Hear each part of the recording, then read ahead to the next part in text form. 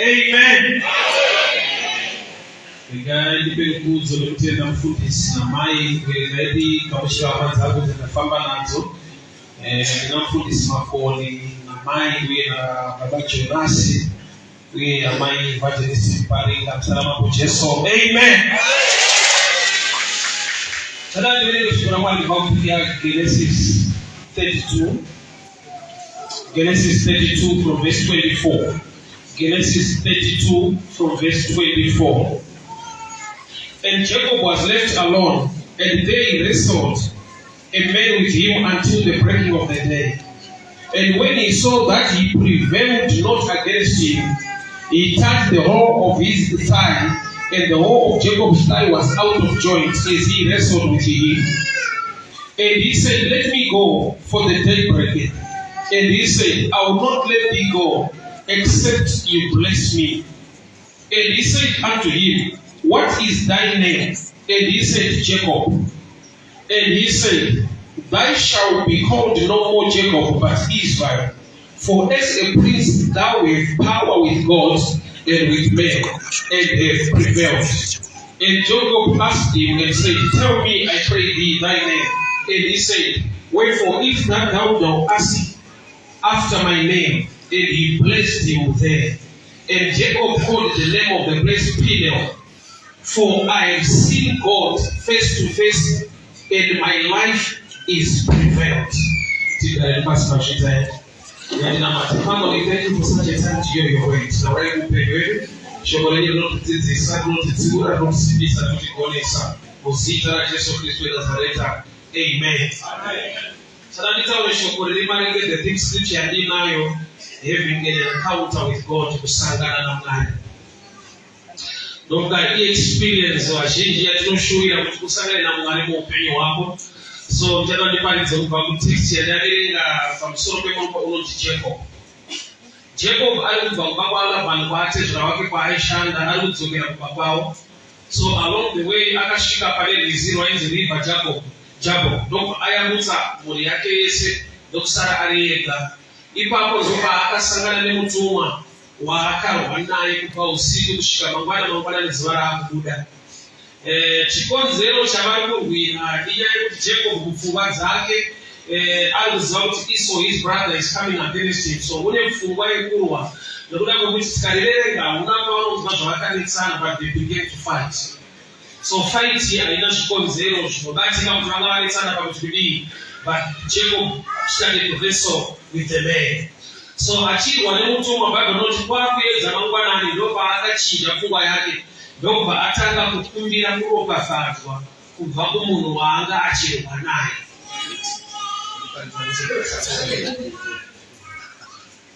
Kureva kuti kune chaakadiscover kuti ndiri kurwa nezvinogona kukomborera. Usiku hwese paari kurwa nemutumwa, maybe ane pfungwa yekuti ndauya kuzorwiswa, saka ari kuzvidifenda, ari kufighta back. But zuva raakubuda Tonga watsvuka zvandoba akachinja akamira kukanda fight ndobva ava neprayer request kumunhu waarwa naye usiku hwese. Tonga uchitsvuka kana kuti kuchiedza, it's a picture of revelation kana kuti a picture of light. Kuda kuti wakarwa nezvinomuropafadza nokuti aiopareta usiku, time of lack of knowledge. Paairwa nemutumwa usiku inhau yekuti anga asina ruzivo, usiku unomirira kusaziva. Saka Bible richiti kuchema kunouya usiku asi mufaro unouya mangwanani. Zvazvinoreva ndezvekuti kumwe kuchema ipicha yekuti une zvausimuziva. Nekuti kana mangwanani asvika wani chiedza unopukuta misodzi woziva kuti uri ani muna Kristu. So akarwa nemutumwa usiku hwese nokuti haasi kuziva kuti zvabva kuna Mwari nechabva kuna Mwari chinouya kuzokuropafadza. But iye nekusaziva akarwa nezvabva kuna Mwari. Saka tinoona nedzimwe nguva shoko raMwari parinoparidzwa risingainokuitira zvakanaka kazhinji kacho rakabva ikoko kwakanaka. But inyaya yekuti hausati wane light, chiedza chekuziva kuti zvakamunakira. Kazhinji kana munhu asati akura anovenga zvinhu zvakanaka zvaanenge achirovedzerwa nevakuru. Ita zvakati zvinobohwa zvinakidze, but zvakamunakira mufuture. Pane nguva dzatinotonembawo isusu kuti ndiri mudiki dai vakandirowa pamudenga veta upenyu hwakanaka. Nokuti wai ndairamba kurohwa ndine musikana ndine zvandaida zvaneizvo zvakanaka izvosina kundinakira. Vane zvavaida vaidirovedzera zvakanakira upenyu hwangu nekuti ndiri mudiki ndaiita navo. Chikoro vandakafoira mwangu wakapasa.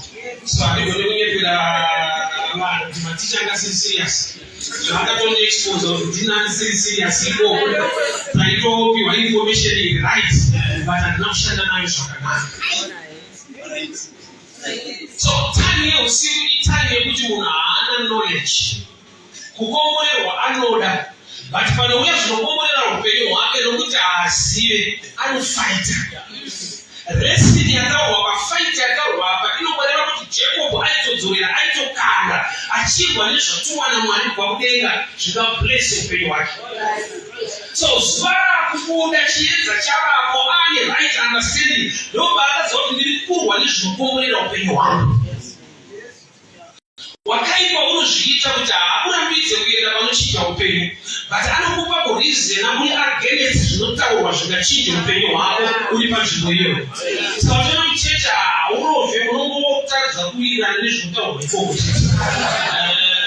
Uye unotouya but unokwaniswa kuti unoonesa nhasha. Ndakasvika pakurealiza kuti ini ndikana munhu akanzi abuda chechi achinja chechi chinhu wani chaasingachinje ibhaibheri raishandisa kwakafa. Kuda pachena kuti hakirevi nhema batire nhavo zvangu. Munhu anogochinja zvese nebhaibheri racho. Kuda kuti nditobatsirwamo ndiro. Saka unoona akabuda romani kutakura kuti ndinoshanda but igare apa kushanda navo aiona. So Jacob ari kurwa nemutumwa chaanoda kukomborerwa but nekuda kwekuti haana ruzivo rwuri maari ari kufaita pane gomborero rake. Kazhinji Mwari unotofanira kugara Bhaibheri rinoti time and chance are given to all.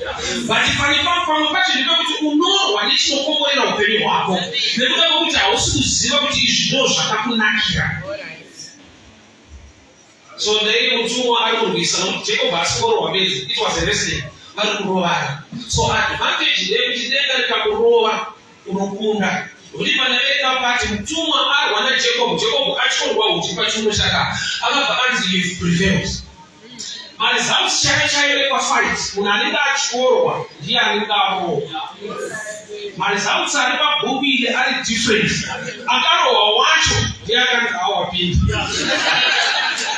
You can imagine. Kuti arohwa ndobva atobva ikakutsvaga aitadza kufamba achikamhina. Mutumwa ndobva ati wakomborerwa. Wakunda. Yeti papicha yekuona nemafungiro enyu atochorwa atadza kufamba akurwa ndiye arohwa. But denga riri kuti isu tikarohwa iwewe tikabudirira kukukuvadza wahwina. Kuhwina muzivo kuti anokuvara wacho ndiwe.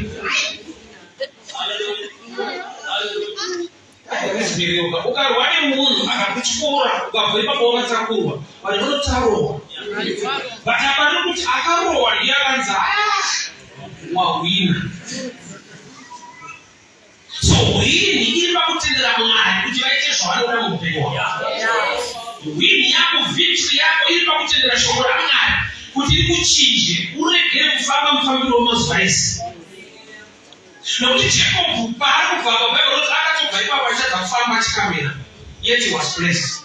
Imagine nokuti mhuri yake aisiya across the river. Paakanokurosa Jerusalem nemhuri yake ndokuda nemadzimai vakashamisika kuti ndakafambiri mustepini.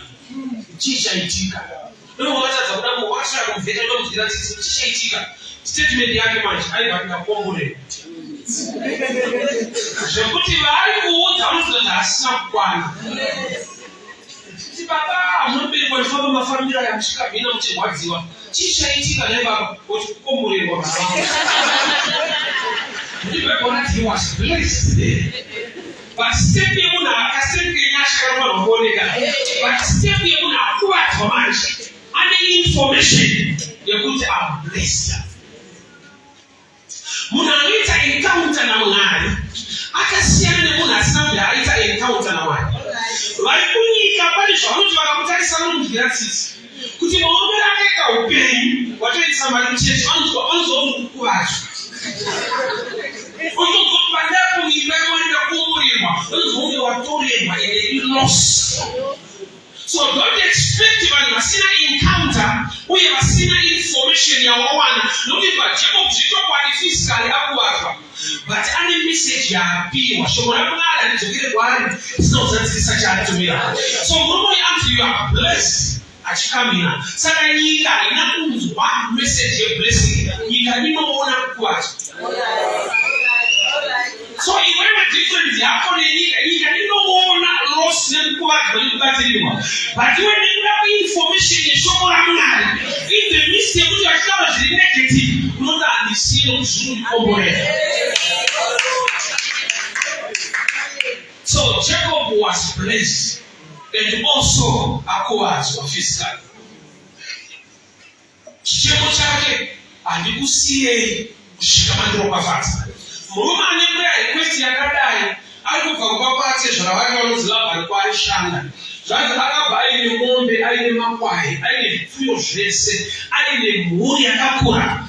But bamusangana ne mtu wa barita encounter nedega alikusie kushikamana kwa fata. Nobody can mtu what is a blessing. No, this man to me looks as if he was already blessed. No, which hata kwa ali munje. But akutoka kwa but ayani monde ayani makwai ayani family ayani Jesus shikali omupe. But you know Jesus the only prayer I request you usiye shikamandiro pafati. So natupani kusiwa kwa pinda mahali.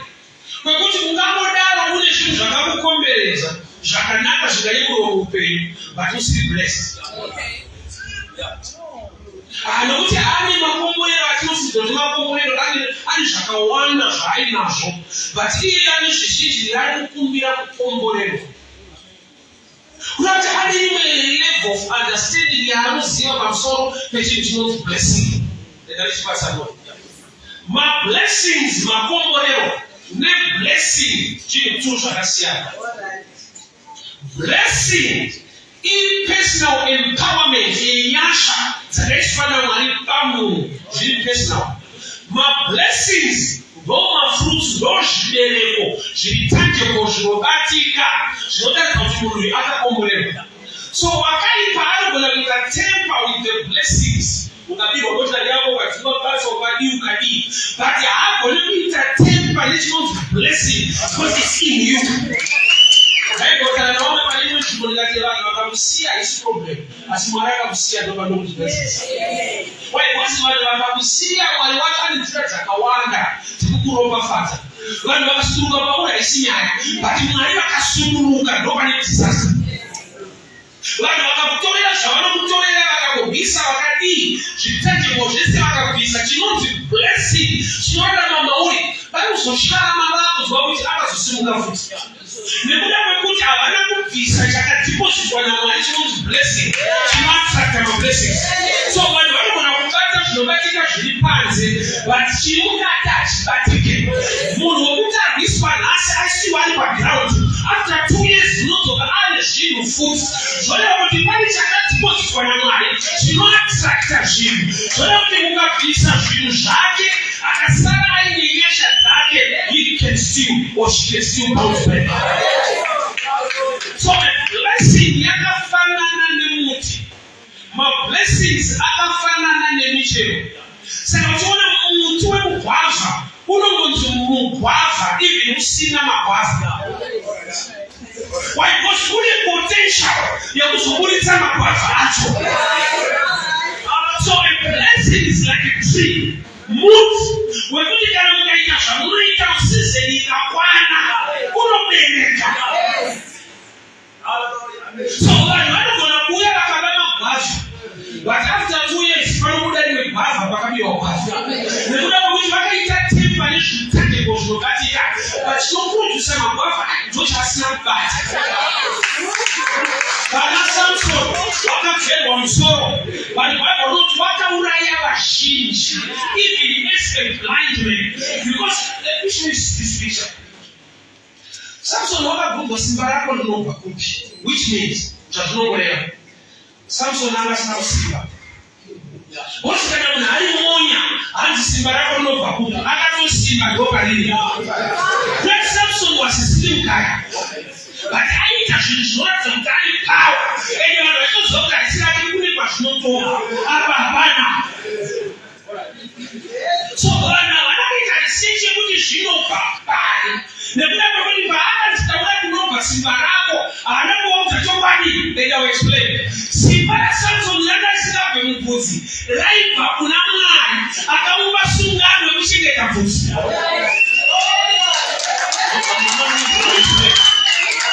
That's why even agerwa musoro wacho akati Mwari ndipeiwo simba zvakare. Simba raSamsoni rakasikwa pabvudzi rake.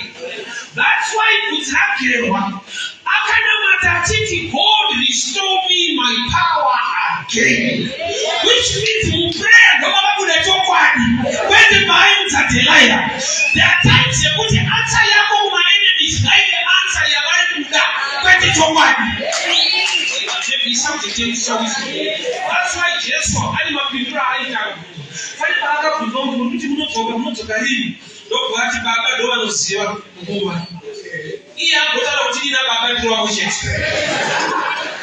Ndobva ndisaura kuti muchadzoka munodzoka rini, ndobva ati handizive asi baba vanoziva. Mhinduro yake ine chekuita nezvaaziva pataipi yevanhu vari kubvunza. Vose vanhu vari kubvunza dheti rekudzoka. Vanhu vari kufunga kuita musikadzi yavo vakaitaira kalenda kuti haachiripo ngatimbonwai haiwa haachiripo hatiteinoakiri haakuya nechitire. Vanhu asi kubvunza kuti vasive dheti rekudzoka kuti vasive zvekufanoita. So mhinduro yake inotanga yaseta kuti sei vabvunza. Saka haasi kupindura mubvunzo, ari kupindura zviri kubvunza. So Samsoni paanodhira naDelilah ari kutoziva sei ari kuda kuziva nyaya iyi. Saka vakaudzwa nyaya yebvudzi ndobva vaita temper yebvudzi. Samsoni simba rabviswa resa muchecheche varinonzi Judges 16. Akati God restore me back my power for the sake of my eyes. Angabviswa maziso ndobva ati Mwari ndipei simba. Haana kuti bvudzi rangu richaripa simba, akati Mwari. Vaibva vatoti Mwari ndobva vamupa simba. Simba raSamsoni raibva kuna Mwari.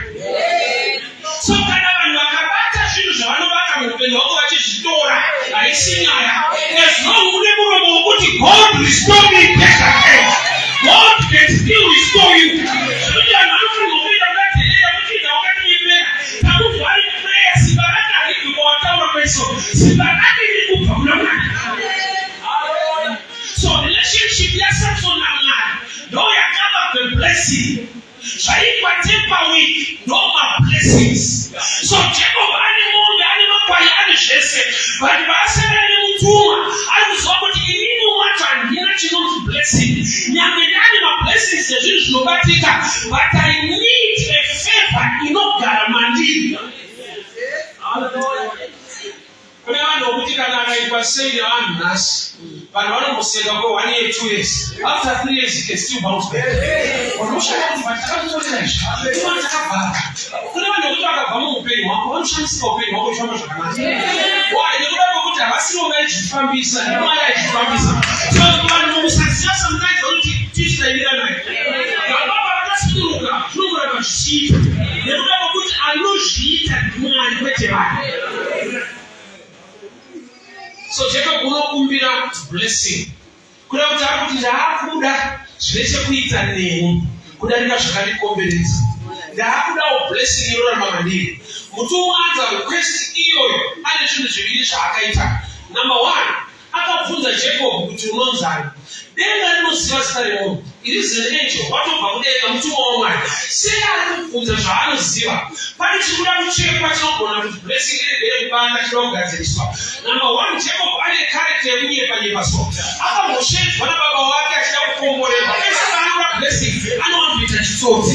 So this time blessing yaanopirwa haisiye kumadeka. So you can fool people but you cannot fool God. Saka denga akakuda kusecha kutsana vakazvipfubva vakachinja. Nokuti pane vavakagoda kukomborerwa vakachinja zita rega. Vabvunzwa nababa kuti ndiani? Zvikanzi ndini Samuel Miliso. Yesi iye ari Jacob. Baba vakatoti indoni voice ndera Jacob asi maoko ndera Esau. Saka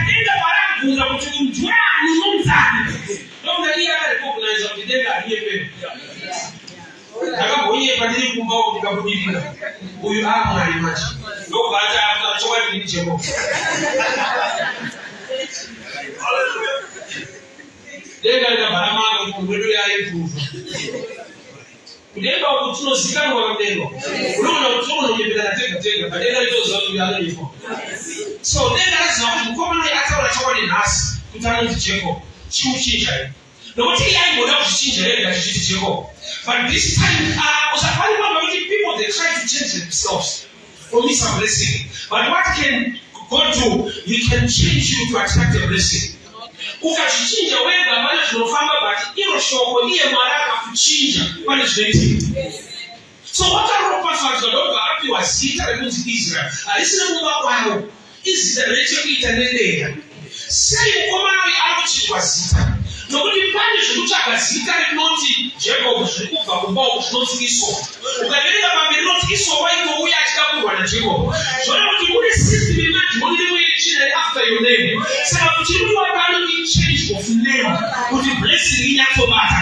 Because your name ine zvinoitera. Anozva pakaucha vanhu vatema tira vanhu vazhinji vasina mazita. Izvezvi even vanochechi vari vasina mazita. Vanawo vatomanetsovabvunza vanozabvira teitera rakapiwa. Unati rake rakapiwa rakautiratira. Tina vasina mazita. So ravena pamuda sekuru wavo. Ukatinokuza kwavanoti takapamiri George sataka kuti George. Unakiwa hauna zita wakapiwa rapamiri George. Ikaucha vanhu vatema. Unopiwa zita nenyadzara. Zviri kutsvakwa. Abatamu nozari kufamba kuti Johani Mubhabhatidzi akadaburwa musoro. Nyaya yekudaburwa kwake musoro it does not make sense. Haana mhosva anaita. Vagamba dambudziko pana John. Bhaibheri rakunoti John came with the spirit of Elijah. Akauya aine mweya waElijah. Ndobva asheredza zvaida musoro waElijah. Mukadzi wamambo mambo Ahabhu aiva mukadzi waiti Jezebheri. Pakauya vaprofita naElijah, Jezebheri akati nhasi tichazodaburawo futi musoro waElijah. Saka Elijah mweya wake ndobva wauya uri pana Johani. Saka atakura zita nechiprofita but atakura misoro iri kutsvaka. So there are times kuti paunotsvaka impartation yako kubvisa zvakanaka pane paunotakura ropafadzo nedambudziko kawanda. Haana kuziva kuti zita rinotakura nemweya uri pandiri ndarakuti akatiza nemusoro wake. He came in the spirit of Elijah. Somebody made a good Moses, but figure out I think when I told the Baptist, I say that they will come with garments, they will end up here, they let the belts. Okay, now, 1 Kings chapter 2, but this one, we talk about putting mambo. Atumalan, we tell them to put out in the body of the Bible. But I said, they let them vote. But that's all I couldn't profit at in Chasa. No, I'm going to go to the so, dressing here, don't Roma fikiro aita Johani. Saka Johani waifeka sana Elijah. Nokuti akachekwa ni mweya wake. Saka Johani akufeka inetse inonifeka mweya. Unaona mtu mama fikiro.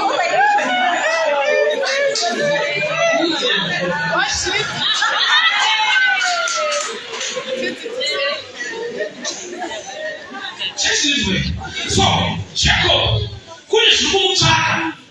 Kuna arimutsvaka kuti kuna Jacob akatitsotsa arida kumata. Saka denda rakudzima zita rake kubva mukutsvaka nemweya chino. Ndobva apiwa zita rine chekuita nedenda. So he was named Israel. Ndobva vabviswa rinonzi Jacob. Number 2, kunoti akatanga kuitwa ichange of name. Number 2, ndobva akarohwa akachinja mafambiro. Kureva kuti kune mufambiro unorwa neropafadzo yaMwari. Kusvika shoko raMwari raita sekuti rakurwisa ropa ramuchinja.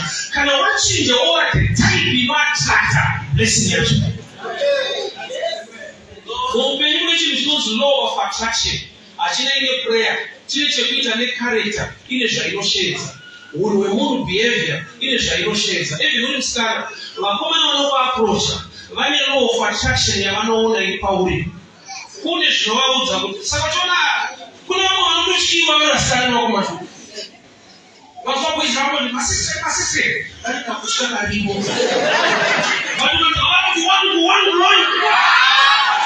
Zvatokuona musavazereka. Alikuwa kushukuru ndio shukuru. Shukuru Mungu. Bachikafura mu location tinotere manelana. Iya nda sema darasa la tele size yao. Ina wewe kichukule chino tuna mataka. Wana mtamba ni mataka. Sasa wana muona kimo wetu. Don't know of attraction.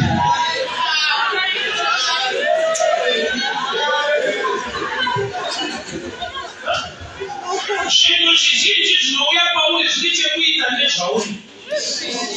Okay. Kule wanotoona hapa. So chiziji so Jacob bali achachirira mzimu mu spirit. Bali zvidakurowa zvinomutsvaka. Saka nenda nokutata akubvisazita. Kana zita ikabvisa nomubari kuti Israeli. Iye wacho afanira kuramba achifamba mafambiro emazuva ese. Muchinje isitepi nomuchikora uchi. Saka Bhaibheri akabva ipapo achikamina. Haana bereko akadaro. Aifamba zviright. But paari kukamina ndopaari kunzi wakomborera. Paifamba ari right anga asina blessing.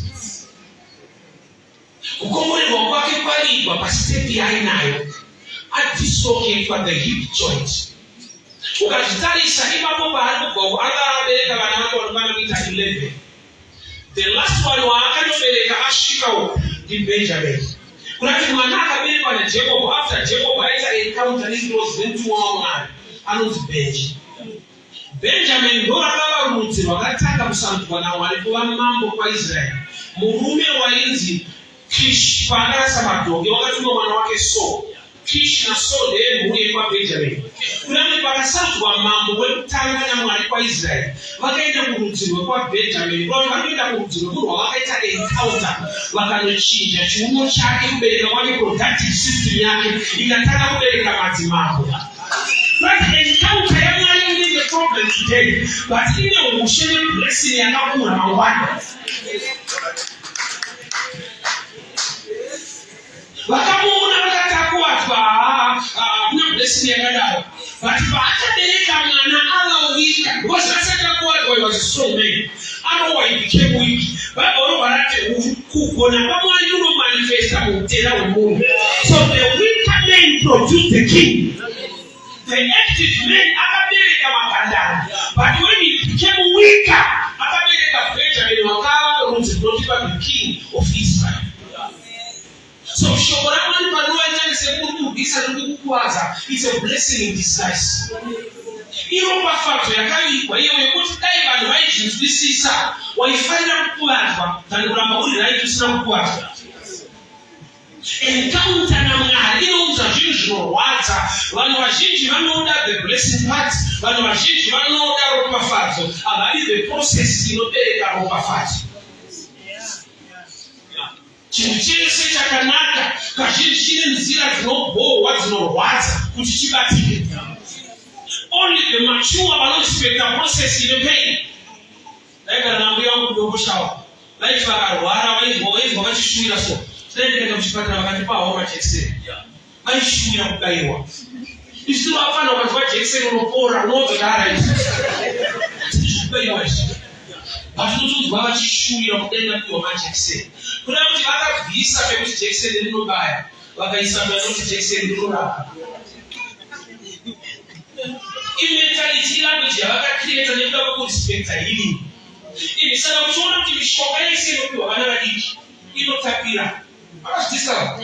Mishonga yese vana vakarwara inoiswa hani, inoiswa chocolate. Mishonga yevana inonaka. Why? Because havasati vamatua zvekurespekta kuvava kana kuchirapa. Zvikavava anoshipa. Zvinoita kuti vanonaka. Saka kuita kuti vasimagara takamangwa nemadhokta. Hapana mushonga wanhu wokuru unotapira. Ndizvo unosunga kwezvizvo. Hapana kwamba kuti mushonga pari kubva kumazuva takakura kune mushonga wechikosora weweredzo. Weiti vamaoko vakapirwa vachikosora. Weiti vangorumbuza weibisira vangokosora kutupira. Wani muchingo chipiwo. Unaka. Why? Vakadiscover kuti munhu kana ari mudiki haarespecte kupora. Anotanga atovhariwa kunakidzwa kwacho. Vana vanoda kunakidzwa. Saka ndinokuwa munotomanikidza mwana kuti imbomira kutanga uya kuzodya. Anotoda kutamba kudarika kudya.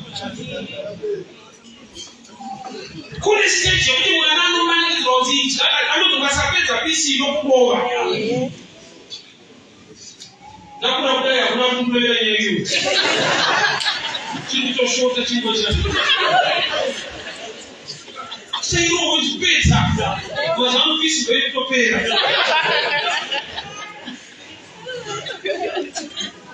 Wainyaya yerevu yemunhu kuti asati akura kugona kuremekedza upenyu zvakadaro. So as a believer, encounter yaMwari yatinoda, encounter yekuti Mwari sakana ineni, ine nyaya dzayo dzekuti dzimwe nguva unogona kufunga kuti haasi Mwari.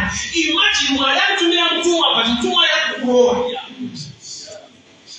Mutumwa yakadenga but chaasvira pauri ifight and hausiyaurwa mbishana unotochikorwa chikorwa. But muchikorwa imomo ndomunonzi mune kukomborerwa kwemunhu. Ukaenda kuchikoro zvinotoda dedication nediscipline kuti uzopasa une mari dzavo dzakanaka. Ukaona munhu aanosociety akurimekedzwa kuti doctor engineer kune kwakashandwa, kune kwakaitwa serious, kune kwakaita discipline. Isu taitoda kuita izvozvo but hatina kuspecta discipline neprocess dzacho. Ino bread wandakati when I grow up I want to be a doctor. That's why you grow up inorapa. Akamukura panomurapa. Why? Statement yekuti kana ndakura ndoda kuita engineer iri right but zvacho kwadi auiti engineer nekukura. When I grow up and when I become disciplined. Okay. Ndopanoitika zvinhu izvozvo. Saka taibisiwa discipline neprocess tongosiwa grow up. So kana mukati mune engineer nemapilot. Okay. Waifika kuti grow up ichaita zvinhu. The truth ndeyekuti muprocess yekwachiva izvozvo mune pain. Mune kutorerwa nguva yeentertainment kuti urambe uri padzidza. So Jacob encounter yaita kuti anzi is blessed. Ine challenge one blessing yake ine pain. Hakuna anoda pain. Unoisa anoda pain. Hakuna anoda pain. Unoisa anoda kubudirira. Patakatobva kunyika tiya kuzonabata ratitoudzwa kuti bhesi yakazadzwa anochechi polisi. Imedi 11:28. Inoti ngai kwandiri makaneta makaremerwa. Tichakupa izororo. Vanhu vanoda kuzorora.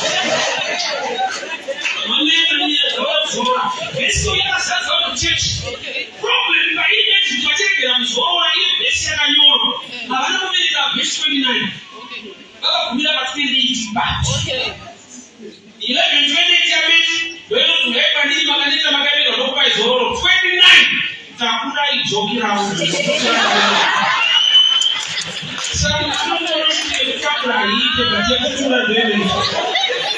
Yet the secret yekurerukirwa kutakura. Why? Because kutakura kunocreate a relationship. Ukatakura zvajesu wakaipa akasangana newe anokurespectira yekuti umuridza akutakudza kuti anokudefenda. Takura aijokera anhu nokuti rakareruka saka unonzi kutura mutoro kuchinja type yemutoro wekutakura. Ende Jesu bhataiva ramusazovitsika hako rakareruka. Saka unokunamata mufaro unofanirwa kureruka. Ukatakura vanhu vazvichirema usashingirire bvunza bishop kuti hamuna kuwedzera zvimwe iye muridza kuti zvakareruka. Asakaona pari pamberi chichinorema unatoa kunamatomwe wacho. Urema zvokuti unoshawa kuti achikunamatwera. Iye muridza akati utoziva kuti nderawo number one side kureruka. Unofanirwa kureruka jokirake. So unoti munhu ane paanofanirwa kutakura. Ukanyimwa vhangeri rekutakura, wanyimwa vhangeri rekuzorora. Secret yekuzorora iri mukuita zvinotaura Mwari. Iko kuita kuchipesana necommon sense nemafungiro ako uye nepfungwa yevanhu vari panze apa. Nokuti waisaita encounter naMwari usatange kutora reasoning kuvanhu vasikaita encounter naMwari. Okay. When I made an encounter with the Lord in a dream, I like to want to go and preach 2006, Legram 2. So I woke up saying, my friends were not happy. Beware of good people who are not godly. Kule wale waboi right wasikiazwe mwana. Walitaura unge wanoni kansela so wajolo ni kanzura.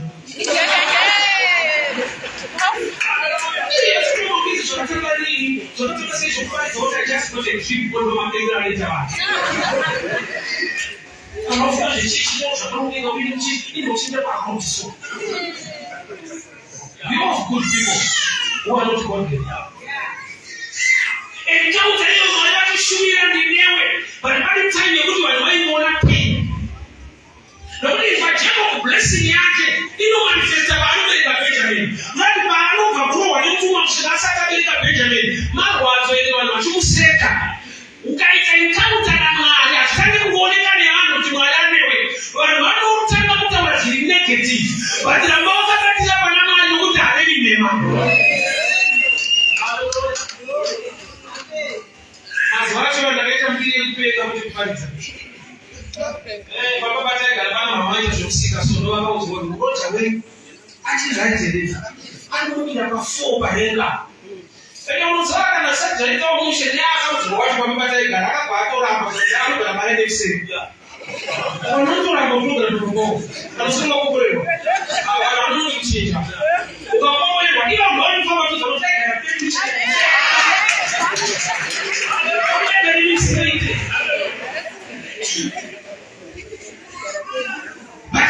People to make a time. Don't encounter anymore, but there was something the blessing to show. So whatever nobody who says that the Asimu Alusha is not basa. Now we have to continue to say God because He's faithful. When man is not known, Jebo Baku Atwa, but Jebo Anish Alu Siva, which is not Pombo. Why? They cannot tell that manifest. It's a bully that is Remember. Remember, God is the healer. But when you encounter a wounded by God, the one who heals, I don't know how to see any problem that you are blessed. So there are times when you're blessed, you have a problem. Robasato ile sije mjino kuna kwa muziko. Mara tishindri, atishindra kutusiwe banokuda ne basiza kule. Banokuda fanaka ne basiza kule. Nodi pani kwa watu zishamali zabo. Azishamali zabo. Wali tamani wali muda kushirifa uli. Kwete ni muda kushauri shirifa uli. Ukatoki na problem kwa just go to do it. You think you're a friend? Mira kuzuo no. Hauna shamari wewe. Ambile ni wa, ambile ni yedewe. Iba ba utamani mtu jambo shinaleta. Wao tutuma kwamba wanachikafu. Wao tunao soma shamana. Wao wana shamara una. So jambo kutani hasa na encounter ni dena. Bali kapigo tukokuta hapana chinooneka ni ndio tukozonda kama pafato. Faith comes by hearing. And hearing by the word of God. But he had to show them like, number one, I don't know what I got about the but look at the negative for a long time. But I never see a lot of my other in national people. Why the one no national?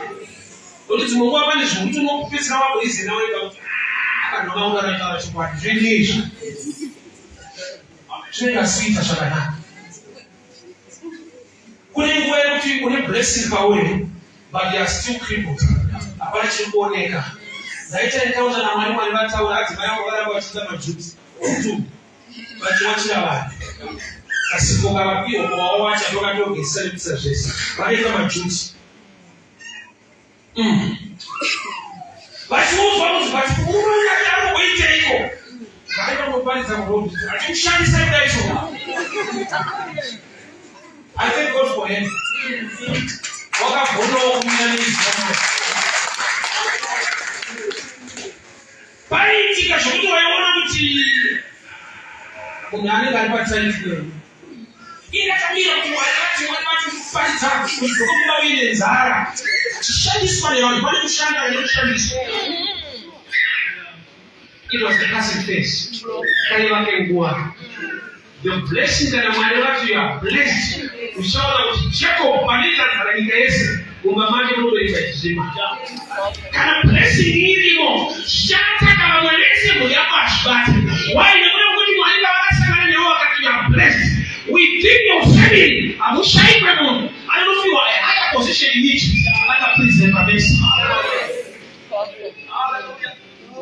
encounter na Mwari. Ile nguwa yetu wakasana na yakataura isimu upenyu wako. Akataura ropafato upenyu wako. Pale katai. Kanita sekunga asi Mwari. So tuna mwati kukuta unamatuwa tununa matire. Chicha upata yetu tununa matewe. Period, time. Every Mwari anatira tuwacha ule karo. Why? Every barano karo. But when the enemy comes to the flat, the Spirit of the Lord will raise the standards. Like the nation is now so for that man. You should have been tired, but not a wrong way.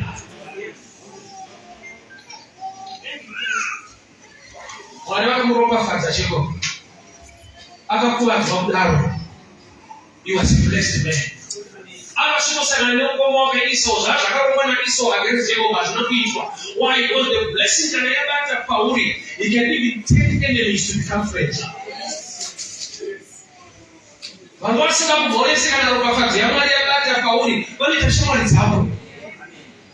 why? Because blessing. You know, she don't minister, you don't tell you walk.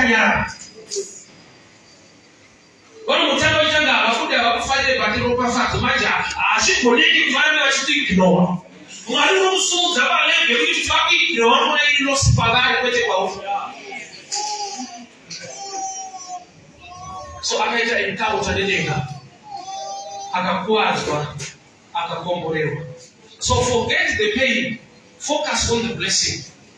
Ingomira marwazo nekuti Jesu zvakaoma in real life Israel very badura zvakaoma ina respect kuona munhu achinza ufari chesi omera keka upenyani uniyada mwari kwa mareason ekuti aregere ari kwenda ari tangible ari kubatisa uchiona kuti one zvakadai ndaitotarisira kuti chechi ndoinga tomira okei kana kuti ndimire nayo tine kama ndokuti kudai achiunzwa panapa mainotaaiwa uyu anofanirwa kumirwa nayo.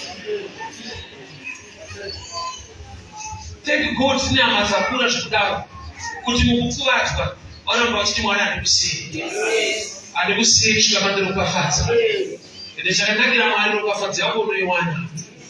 Jacob was wounded but aleisuda akauzwa kuti you are blessed. Blessing iyoyo inotomanifesta chiti. Takaenda pareda tikaparidza tikapedza tikaenda kumatreni tikaparidza tikabva imomo tikaenda kuna first vanotaura vachitaura zvavanotaura but one day 2014 tapedza kuparidza pana first taenda netsoka kubva kuno mutaura kubva kunokwadzana kuenda kutaura kuparidza tasvikana naye tinobata pani pana first one day tapedza kuparidza pana first taenda kutaura netsoka murume akandibvunza mufundisi munodzokera sei kumba ndikati chienda pakopa akabhana hauchakara kudzoka netsoka chienda pakopa akabhana apa ndozoenda kumashanza madii kuti ndinokutengera imota unokaita zvee unoona ndokurota tinoona kuti zvaona mukai serious akatona ndakarenga madomasi ndovatokubva vana festival vana second castles ndobva ndichinokidzira kudati bazari tenti just like that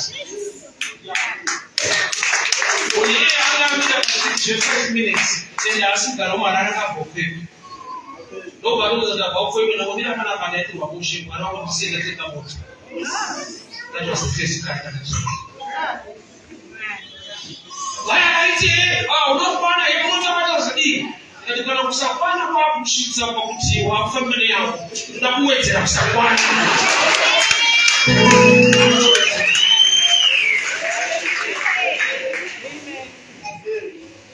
So blessing in a process in a pain.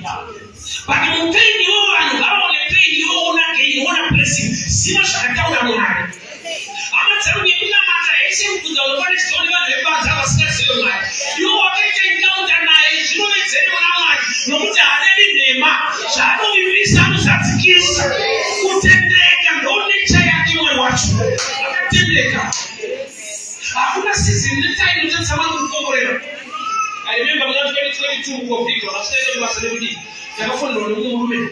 So I follow you on Facebook. I want to bless you. I know that I must be of day. For the whole year, 2022 years, nobody's ever pay you. Camera man wanted that for the race. For the race. Como a gente não pode hoje assim, quando pega, tá pega, tudo isso aí tá me chamando de pega, não é essa pega. For the whole 22 I was in Salah. It was good for us to manage that today. For the whole year. Gorilla Pera Mume and Shelter. Don't find office squad. I want to metropolitan banker. They are Dr. Kamshida. Is the one who did that for me. Who said it today? I saw Cheshire. My idea is much easier than one. So I'm going to go over and get a bit of one. I'm going to pay one. I get a bit of one. I want to show something I say I should move up. I am not people wanting. That's why I like I go back about rotation media. And that is what you want to go back. They are back. Hakuna mambo kwa mpenda chipa na kutoka nyama. Wewe mwenyewe ndio unatoka wa baikia. Na unali.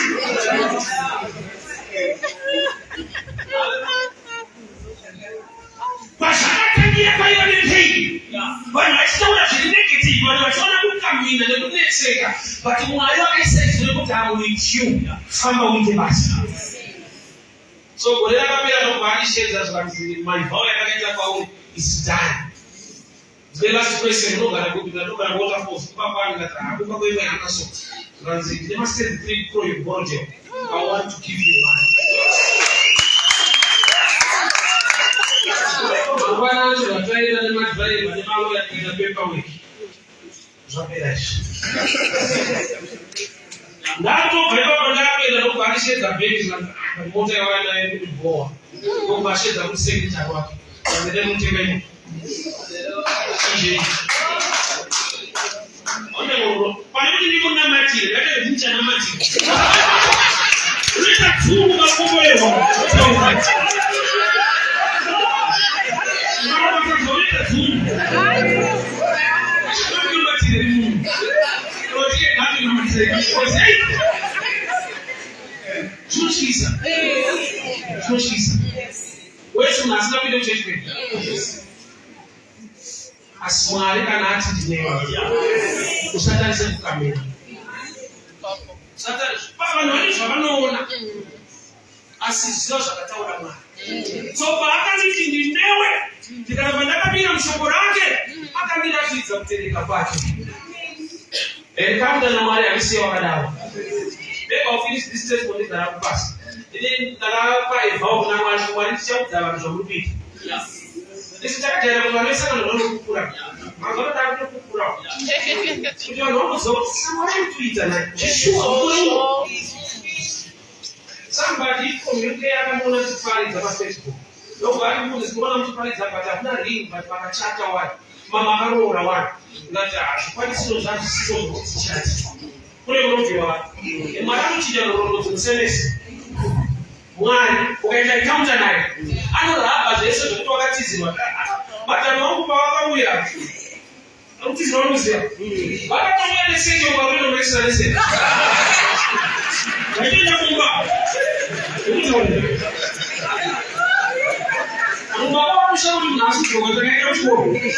Lakini mmeji. Bali kama rudiza kwa wale kazima. Ndiye baka ni machaka bali fune mshinde itown na bwana. Mono vunza kuti vei mari media imari kata imari. Isoda shindano ndiko kugeza kana no basi. Mwana ndasina mtown by 9 da midnight the same place. Na phone no by 2 hours. It was time. No but we are mari yes. Yes, the contract. One. Mwenye ndo bado fire zate na mchato wacho futi. Wewe ndo bado. Tuja ama tunataka kuweka faster. Ile kitu cha mtu anakuwa mtu na mali. Ama tunataka kuomba na mtu wangu sisi ndio kwa wacha kujituma.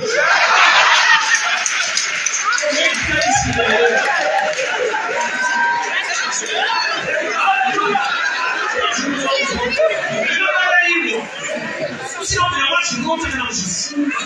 Sio mchongo, ndio sio kuna wafunga. Kana imagine kama kina moyo wako mwaruita. Wakati shika si, bali tauta yanakaita. Ikafanya maana. Mara kufa mtende kwa nuru anakwata. kudenga kuna mwanazo nyika chao zvainotaura vaiseka zvavo vakawamira pana Mwari. Vanhu vanoona mukamina but paunozokomborerwa the same people now wakomborerwa now vanenge vaona kuuya futi vanhu vavaisuruka kana vakukamina kana vane problem vatsiva basa varamba vanosuruka but kana zvauropafadzo yauya they want to be closer again ndo vanoti muro saka vanokufundira nhasi utashingaira kuitira Mwari chinhu havana zvinhu zvavanokuitira kana varegera kuitira Mwari. Ivo vaida kundiudza kuti usaparidze pare havane neprogramu yavanga vainayo vaida kundiborega chete ona vapinda kuti karega todizva zvaumborega oga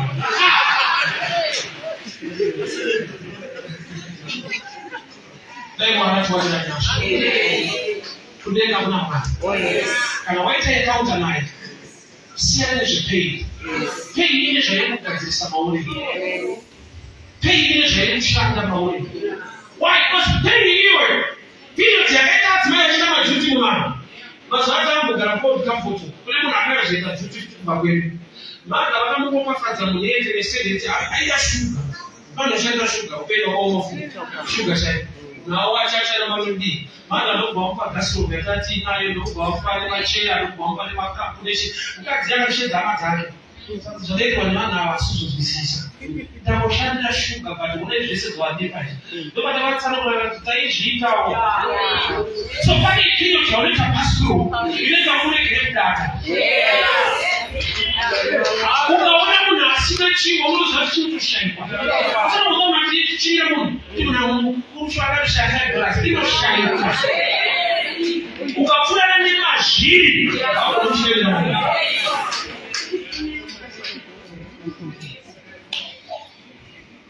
unenge wakutoka pamulitika ayabhadhara kuti no it's okay ati kore kuro munasingadi mari kunoidzirira damba rinoida vandaigofamba unitsoka ndinozviziva. We are blessed to become a blessing. Encounter na Mwari inonza ropafadzo iwe chidevelopa character yekuti haudade iwe a blessing to the community. Vanhu vazi kunaka nekuramba Mwari nekuda kwezvakanaka zviri pauri. That's what we're now. Baba ndinokutendai masikati ano mazvita nekutaura kuupenyu hwedu mazvita nekunditendera nyama nekupupura kuhama dzangu vanhu vakuzivei kuita kwenyu kururama kwenyu nekutendeka kwenyu Baba encounter kusangana nemi Mwari nyangwe kuchiunzanike marwadzo tinokuzivai kuti makarurama makatendeka. Every pain haina nyaya your blessing will speak on our behalf. Nanamata parekereke ile Baptist kuwadzana vana vedu zvavanoshingaira kuita towards the church moyo yavo nekuda kwebasa renyu Mwari varopafadzei zvavanobata zviendeke muri ngazvichengetwe wakaipa ngaanyatiswe favor yenyu itaure pamusoro peupenyu hwavo muzita raJesu Kristu weNazareta. Amen. God bless you church.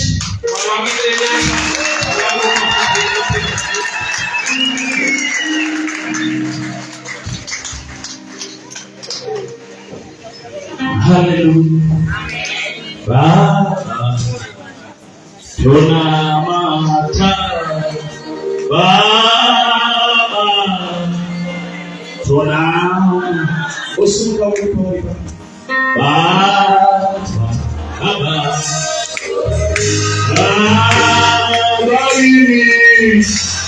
Pastor bless. Take it over. Baba edukami Baba edu